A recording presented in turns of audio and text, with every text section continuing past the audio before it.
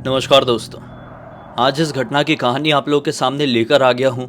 ये 1993 में बड़ी अजीबो गरीब तरह से बहादुर जी नाम के व्यक्ति के साथ घटी थी। बहादुर रहने वाले तो उत्तराखंड के एक छोटे से गांव के थे, लेकिन इनकी ड्रीम्स बहुत बड़े बड़े थे। जिंदगी में कुछ ऐसा काम करना चाहते थे जैसा कि इनके गांव में किसी ने ना किया हो। एक बड़ी जॉब करना चाहते थे, बड़ी गाड़ी में घूमना चाहते थे, बड़े बंगले में रहना चाहते थे, जो कि पहाड़ी इलाके से पॉसिबल नहीं था। बहादुर जी की फैमिली में बहादुर की बड़ी बहन, इनके मम्मी पापा सब लोग थे। एक टाइम ऐसा आया कि बहादुर की बड़ी बहन का विवाह हो गया और वो शादी करके गाजियाबाद के पास रहने के लिए चली गई। गाजियाबाद से थोड़ा सा हल्का सा बाहर वाला एरिया। इन्होंने सोचे कि अब जिंदगी में आगे बढ़ना है तो पहाड़ी इलाके से बाहर निकलना पड़ेगा और बाहर निकल के कोई बड़ी कंपनी में जॉब पकड़नी पड़ेगी। पढ़े लिखे थे, चंडीगढ़ से पढ़ाई किए हुए थे, अच्छी खासी ग्रेजुएशन की इनके पास बढ़िया से डिग्री थी। इस कारण से ये बहन की शादी के कुछ ही समय बाद गाजियाबाद उनके घर पर पहुंच जाते हैं। उनके घर पर रहते रहते जगह जगह इंटरव्यू देने लगते हैं। 1-2 महीने की कड़ी मेहनत के बाद इनको फाइनली एक जॉब मिल जाती है। ये जॉब कहीं और नहीं बल्कि गाजियाबाद से थोड़ी दूरी पर स्थित दरियागंज नाम की जगह पर इनको मिलती है। अब दरियागंज से अपनी गाजियाबाद की दूरी थी अच्छी खासी। हम ये तो नहीं कह सकते कि बहुत नजदीक थे, लेकिन अब कैसा करें, ये स्ट्रगल का पीरियड था। अभी पैसे भी नहीं कमाते थे, घर वालों के ऊपर इतना प्रेशर भी नहीं डाल सकते थे, तो बस से या किसी टैक्सी से या किसी और साधन से ट्रैवल करना बड़ा टफ सा पड़ जाता। इसलिए इन्होंने डिसाइड किया कि चलो एक साइकिल खरीद लेते हैं। और अब बहन के घर पे भी शादी हो चुकी है बहन की, इतना रहना ठीक नहीं है, एक किराए का घर ले लेते हैं। बहन से ही थोड़े से पैसे इन्होंने अरेंज किए होंगे और बढ़िया एक किराए का घर मस्त सा ले लिए। ऐसा नहीं है कि इनकी आर्थिक स्थिति ठीक नहीं थी, ठीक थी, मतलब अच्छा था। तो बहन से थोड़े पैसे ले लिए कि बहन को तो लौटा ही देंगे जब सैलरी मिलेगी, और उससे एक बढ़िया किराए का घर और एक साइकिल खरीद लिए। अब अपने घर से ऑफिस और ऑफिस से घर ये साइकिल से ही आना जाना करते। ये डिस्टेंस इनका लगभग 2 घंटे का हो जाता। 2 घंटे में ही अपने घर से ऑफिस तक पहुंच पाते। अब इसी दौरान इनकी पहचान, इनकी मुलाकात इनके ऑफिस में काम करने वाले 2 सहकर्मियों से हो गई। बड़ी अच्छी मित्रता हो गई। ये जो दोनों कोवर्कर्स थे या फिर सहकर्मी कह लो, उम्र में काफी छोटे थे। उम्र एक की रही होगी यही कोई 21 साल के आसपास की, और एक की रही होगी 23 साल के आसपास की। ये उम्र में थोड़े बड़े थे, कह सकते हैं कि 26-27 साल के रहे होंगे। एक ब्राह्मण परिवार से थे, तो दुनिया को लेकर ना इनका एक बहुत अलग नजरिया था। मतलब इनका ऐसा था कि जिस तरीके से ये दुनिया को, हमारी दुनिया को देखते थे, ये उसी तरह से स्पिरिचुअल वर्ल्ड और पैरानॉर्मल वर्ल्ड को भी देखते थे। अब इसी कारण से मैं ये चीज क्यों कह रहा हूं आपको आगे समझ में आएगी। खैर, ये जिस ऑफिस में काम किया करते थे ना, वो ऑफिस का सिस्टम कुछ ऐसा था कि जो भी वर्कर्स इनके, यानी जो भी एम्प्लॉय है इनकी कंपनी में काम कर रहे हैं, उनकी 15 दिन तक डे शिफ्ट रहेगी और 15 दिन तक नाइट शिफ्ट रहेगी। जिन 2 लोगों से इनकी मित्रता हुई थी, उनकी शिफ्टिंग भी बिल्कुल इनके साथ ही चेंज होती थी। और कमाल की बात यह थी कि वो दोनों लड़के भी वहीं के रहने वाले थे जहां पर अपने बहादुर जी रहते थे। बहादुर जी के घर से थोड़ी आगे रहा करते थे। उन लोगों के पास भी अपनी अपनी साइकिल थी, तो ये तीनों साथ में ही हो लेते। अब साथ में ही जाते, साथ में ही आते। ऐसे ही एक दिन की बात है कि ये अपनी नाइट शिफ्ट करके लौट रहे थे अपने दोनों मित्रों के साथ। रात के लगभग 1 बजे इनकी छुट्टी होती थी, नाइट शिफ्ट वाली। नाइट शिफ्ट कहना इसको सही नहीं रहेगा, इसको हम इवनिंग शिफ्ट कह सकते हैं, जो कि 1 बजे छुट्टी दे देती थी। तो 1 बजे करीब इन लोगों की छुट्टी हुई और अपने सीधे सीधे हाईवे वाले रास्ते से घर की तरफ लौट रहे थे। हाईवे में सीधे सीधे चलने के बाद एक ऐसा रास्ता आता जो कि हाईवे से कट जाता। कट के 1 किलोमीटर तक जंगल से ये रास्ता गुजरता और इसके बाद ही गाजियाबाद वाला एरिया पड़ता। मतलब गाजियाबाद का थोड़ा आउटर एरिया जहां पर ये लोग रहते थे। टिपिकल गाजियाबाद का एरिया नहीं, थोड़े से आउटर इलाके में रहते थे। तो ऐसा था कि उस दिन भी रात में 3 बजे के आसपास ये लोग वही हाईवे से होते हुए वो जंगल तरफ पहुंच गए थे। 2 घंटे लगते थे ना, मैंने आपको बताया ना पहुंचने में इनको। तो अब ये जंगल वाले एरिया में है और बात करते हुए चले जा रहे हैं कि यार अब तो नाइट शिफ्ट खत्म हो गई है, कुछ दिन बाद से डे शिफ्ट शुरू होने वाली है, मुश्किल से 1 या 2 दिन में शुरू हो जाएगी और अच्छा रहेगा। हम लोग अपने बॉस से बात करेंगे कि डे शिफ्ट ही दे दो, नाइट शिफ्ट में बड़ी तकलीफ हो जाती है, कई बार अंधेरा भी रहता है, लाइट्स वाइट्स तो मिल नहीं पाती। उस ज़माने में स्ट्रीट लाइट इतनी होती भी नहीं थी, 93 की बात कर रहा हूँ मैं। ऐसी बात करते करते अचानक से अपने बहादुर जी साइकिल का ब्रेक मारते हैं झटके से। उनकी साइकिल के ब्रेक को देखकर वो दोनों भी रुक जाते हैं। अरे बहादुर क्या हो गया, ऐसे क्यों रुक गए? तो वो सामने देख रहे हैं बहादुर जी, उनकी नज़रों को फॉलो करते हुए ये दोनों भी देखते हैं तो क्या पाते हैं कि सामने पेड़ से टिक के एक बहुत सुंदर सी लड़की दुल्हन के कपड़े पहनी हुई है, कुछ गाना गुनगुना रही है दुल्हन के कपड़े में। दुल्हन यहाँ पर क्या कर रही है, ये बड़ी हैरानगी हुई। लेकिन ये दोनों लड़के जो कि थोड़े कम उम्र के थे और बहादुर जी बहुत सुलझे हुए किस्म के व्यक्ति थे, इनमें फर्क था। दोनों लड़के आपस में लड़ाई करने लगते हैं कि उस लड़की से जाकर पहले मैं बात करूंगा, पहले मैं बात करूंगा, मैं बात करूंगा। ऐसा करके दोनों लड़के आगे बढ़ने लगते हैं। बहादुर जी तेज आवाज में उनको बोलते, पागल हो गए हो क्या, तुमको समझ में नहीं आ रहा है? रात के 3 बज रहे हैं, इतनी रात गए कोई दुल्हन ऐसे कपड़ों में किसी ऐसे पेड़ के नीचे खड़ी क्यों रहेगी जिस पेड़ को लेकर बहुत सारी बातें दुनिया में फैली हुई हैं? कौन सा पेड़ है बोले ये? बहादुर जी बोलते हैं बरगद का पेड़ है। बरगद के पेड़ के बारे में तुमने नहीं सुने हो क्या? बोलते हाँ सुने तो हैं, लेकिन ऐसा कुछ नहीं है, कोई भूत वूत नहीं है, क्या बात कर रहे हो? ऐसा बोल के ये फिर से आगे बढ़ने लगे। बहादुर जी ने बोले मरना हो ना तभी आगे बढ़ना, जिंदगी भर तक पछताओगे अगर एक कदम और आगे बढ़ गए तो। तुम सोच नहीं रहे हो, हम तीनों आपस में खड़े होकर इतना लाउड बात कर रहे हैं, फिर भी वो लड़की सिर नीचे करके उसी प्रकार से स्माइल करके वो गाना गुनगुना रही है। तुमको नहीं लग रहा है कि वो किसी चीज को अट्रैक्ट करने की कोशिश कर रही है और वो चीज तुम्हारे अंदर है? तुम उससे अट्रैक्ट होकर उसके पास भी जा रहे हो, कच्चा चबा जाएगी। जैसे ये बात ये दोनों सुनते हैं थोड़े घबरा जाते हैं और ऐसा बोल के थोड़ा पीछे आए ही थे ये दोनों, बहादुर जी के बोलने पर थोड़े पीछे आए ही थे कि आगे खड़ी हुई वो लड़की बिल्कुल गुनगुनाते गुनगुनाते रुकती है और बहुत जोर की चीख मारती है और इनकी तरफ बढ़ने लगती है। ये भड़बड़ाते हुए अपनी साइकिल को संभालते हैं और तेजी से अपने घरों की तरफ भगाते हैं, तेजी से, लिटरली। जब तक ये जंगल का रास्ता खत्म नहीं हुआ तब तक उस चुड़ैल ने, वो चुड़ैल ही थी, क्लियर हो चुका है आपको भी, इनका पीछा करिए। अब अगली रात आई। अगली रात भी इनकी ऐसी ही छुट्टी हुई ऑफिस से। पिछली रात तो सही सलामत ये घर पहुंच गए थे उस चुड़ैल से बच बुचा कर, लेकिन आज रात भी सेम टाइम पर ही छुट्टी हुई। तो अब क्या करें बोले, वहां से जाना बिल्कुल भी सही नहीं रहेगा, इसीलिए ये लोग एक लंबा लंबा सीधा सीधा वाला रास्ता जो कि पूरा मेन रोड से होते हुए जाता था, बड़ी तकलीफ करके उसको कवर करके घर पहुंचे।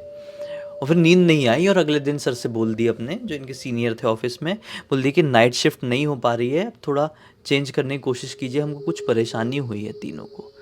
तो इनके जो ऊपर मैनेजर थे इनके या फिर जो भी ऑफिसर थे वो समझे इस बात को और बोले कि ठीक है कल से तुम्हारा डे कर देते हैं। तो बस फिर भैया इनका हो गया डे। अब डे में ऐसा हुआ कि ये लोग सुबह सुबह चले जाते और शाम को सूर्यास्त होने से पहले अपने घर पहुंच जाते, कोई टेंशन नहीं हो रहा था। ऐसे करते करते 6, 7, 8 दिन बीत गए। सब कुछ नॉर्मल था कि बढ़िया से ये अपने अकेले ही रहते थे ना बहादुर जी अपने घर में, तो सो रहे थे। उनको ना वॉशरूम आई, उठे वॉशरूम की तरफ गए हैं। अब पहले के टाइम पे फ्लैट सिस्टम ऐसा छोटी जगहों पे नहीं था, तो ये वॉशरूम के लिए उठ के अपने ये घर से पीछे आंगन की तरफ निकले, पीछे वाले आंगन की तरफ। पीछे वाले आंगन में थोड़ा 10-15 कदम चलना पड़ता था, फिर वॉशरूम था। वो आंगन की तरफ बढ़े ही हैं और जैसे दरवाज़ा खोले वॉशरूम का, लिटरली वॉशरूम के अंदर ही वही औरत खड़ी थी जो कि इनको जंगल में दिखाई दी थी। इसके पैर उल्टे हैं, चेहरा पूरा जला हुआ है और घुंघराले से बाल है और इनको देख कर ऐसा करी बहुत डरावनी तरीके से, पूरी आंखें वांखें बाहर आ गई थी उसकी। तो इस नज़ारे को देखकर थोड़े से कोई भी चमक जाएगा, थोड़ा सहम जाएगा, थोड़ा सहम गया। अब जैसा मैंने आपको बताया था ये ब्राह्मण परिवार से थे, दुनिया को लेकर इनका बहुत अलग नज़रिया था। ये ऐसी चीज़ों के ऊपर विश्वास तो पूरा करते थे लेकिन घबराते नहीं थे। ये 2 कदम लड़खड़ा के कुछ मंत्र पढ़ने लगे और इस मंत्र के उच्चारण की वजह से वो एंटिटी, वो चुड़ैल, वो शैतानी शक्ति आगे नहीं बढ़ पाई और इनको उस रात छू भी नहीं पाई। और चिल्लाते हुए लिटरली इन्होंने अपनी आंखों से देखे हैं। जैसे बंदर कैसे ज़मीन से ऊपर की तरफ कूदते हैं, बिल्कुल वैसे ही ये बाथरूम के एक कदम बाहर निकली और जंप मार के बाथरूम के ऊपर वाले छत में, और फिर एक और जंप मार के बाथरूम के सीधे बाहर, इनके घर के पूरे प्रेमाइसिस के बाहर। ये देखते रह गए, पसीना पसीना हो गए थे, हाथ पैर कांपने लगे थे, लेकिन मंत्रोच्चारण बंद नहीं हुआ था। और ये उसी मंत्रोच्चारण के साथ घर के अंदर चले गए और जैसे तैसे करके ये रात कटी। अब अगले दिन से इनको हर पल ये लगा हुआ है कि उस एंटिटी की मेरे ऊपर नज़र पड़ गई है, वो मेरे घर तक आ गई है, वो कैसे भी रूप में मुझे नुकसान पहुंचा सकती है। उसे छुटकारा पाना पड़ेगा, लेकिन कैसे पाऊंगा, और वो क्यों मुझ तक आई है, मैंने उसका क्या बिगाड़ा हूं। आज हिम्मत करके अगर मेरा सामना हुआ तो मैं उससे इस सवाल का जवाब ज़रूर मांगूंगा। पूरे टाइम ऑफिस में यही सोचते रहे। फिर रात का वक्त आया। रात के वक्त ये गहरी नींद में सो रहे थे। इनके घर के पीछे वाले आंगन का दरवाजा कोई खटखटाता है। ये घबरा कर उठते हैं कि इतने रात गए, कौन आ गया। जिस बात का डर है वही तो नहीं। और दरवाजा जैसे ही खोले, जो सोचे हुए थे वही था। ये औरत अब पिछली रात से और भी ज्यादा डरावनी दिख रही थी और भी ज्यादा भयानक दिखाई दे रही थी। आज इसने क्या पहनी हुई थी ये तो समझ में नहीं आ रहा है, क्योंकि जो इसके जो कपड़ा था, जो भी पहनी हुई थी, उसकी स्किन से पूरा चिपका हुआ था, या फिर इसकी स्किन ही ऐसी थी, पूरी जली जली सी, काली काली सी, बहुत भयंकर सी दिखाई दे रही थी। जैसे लग रहा था कि कोई जला हुआ इंसान सामने खड़ा है, एक कंकाल ऐसा सामने खड़ा हुआ। तो ये उसे देखकर कुछ बोल नहीं पा रहे हैं, और फिर इन्हें देखकर वो वियर्ड सी स्माइल करने लगे। ऐसी हाथ इनकी तरफ बढ़ाई है कि वो पीछे हटे, और फिर अब जोर से वो मंत्र उच्चारण करने लगे। हनुमान जी के मंत्रों का उच्चारण कर रहे थे जोर से, और वो वहीं पर ठहर गए और ऐसे करके चिल्लाने लगे। अब वो समझ गए कि ये एंटिटी मेरे घर के अंदर प्रवेश नहीं कर पा रही है, चाहे जो भी कारण हो। चाहे बजरंगबली की कृपा से, जो भगवान की मैं आराधना करता हूं उनकी कृपा से, ये मेरा घर असुरक्षित है, पवित्र है, मैं इस चीज का फायदा उठाता हूं। इसे पूछता हूं। इन्होंने उससे पूछे कि तू ये क्यों कर रही है, मैंने तेरा क्या बिगाड़ा हूं, तू मेरे घर तक क्यों चली आई है, और क्यों मुझे पकड़ने की कोशिश कर रही है, मुझे मारने की कोशिश कर रही है, बता सच सच, वरना ऐसी भटकती रह जाएगी। तो वो पहले तो बहुत देर तक चिल्लाई, लेकिन फिर भी इन्होंने अलग अलग जो अपने पिताजी से मंत्र सीखे हुए थे वो सारे पढ़े, उसको कंट्रोल किए, उसको ये दिखाए कि तू जो कुछ भी है, तुझसे ज्यादा मैं पावरफुल हूं। और सचमुच में कई बार शैतानी शक्तियों से हम ज्यादा पावरफुल होते हैं अगर हम उनसे डरे ना तो, और ये डर नहीं रहे थे। और भगवान का पूरा सहारा इन्होंने लेकर रखे हैं, उनका साथ इनके पास है। आखिरकार वो बोल पड़ती है, बिल्कुल नॉर्मल हो गई, और जैसे इंसान क्या बात करते हैं वैसी बात कर रही है। वो कहती है कि मैं जहां पर तुमको दिखाई दी थी पहली बार, उसके पीछे की तरफ एक छोटे से घर में रहती थी। लगभग 35-40 साल पहले की बात है। मैं बहुत छोटे, बहुत गरीब परिवार से एक घर में शादी करके आई।